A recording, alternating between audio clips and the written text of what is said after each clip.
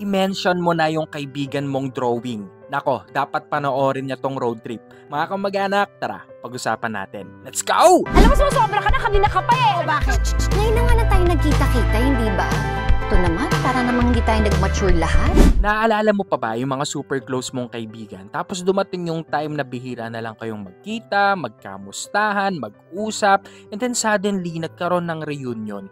Tapos napatanong na lang kayo, naging close ba talaga tayo? Best friends Gigi, Maricar, Chiki, and Sofia literally take a road trip down memory lane at marirealize nila kung bakit, anong nangyari na silang dating super close sa magkakaibigan ay parang halos hindi na magkakakilala. First, I want to upload the story written by Candy Pangilinan. Very realistic, relatable, and I think kahit anong generations ng friendship makakakonect dito. One thing siguro na nakadagdag kung bakit naging realistic yung mga eksena is because the actors are friends in real life. Lumagpas sa sinihan yung sincerity ng acting nila at tumagos talaga sa puso naming mga nanood. Pero to be honest sa una pa lang, medyo alam ko na yung twist kasi medyo halata. But I think it was all part of the plan to make it obvious kasi the real twist is how they're going to reveal it. Yung akala mo alam mo na pero there's a deeper meaning behind it. And after all, the twist of the story is not the highlight. It's the true meaning of friendship. At dahil may halong comedy rin ito, lahat ng punchlines pasok sa banga at napansin ko parang may mga adlibs kaya doon ako mas lalong bumilib. Location-wise naman, yung pag-hike nila sa Mount Pulag, very symbolic siya. Friendship is like hiking. Yes, pwede kang mag-hike mag-isa, pero iba pa rin pag may mga kasama kang kaibigan, yung aalalay sa'yo through ups and downs. And also yung road trip, talagang nag-trip down memory lane sila para mag-catch up, para ma-reminisce yung mga nangyari sa kanila before. And given these factors, nabigyan talaga ng hustisya yung cinematography, napakita yung ganda ng Mount Pulag, and yung mga stopover nila, very familiar. Yung pati ikaw na nanonood, mapapaisip ka kung ano yung mga memories mo dun sa lugar na yon. Lastly, perfect yung soundtrack. Pag tumugtog na yon, ako, ihanda mo na yung tissue mo.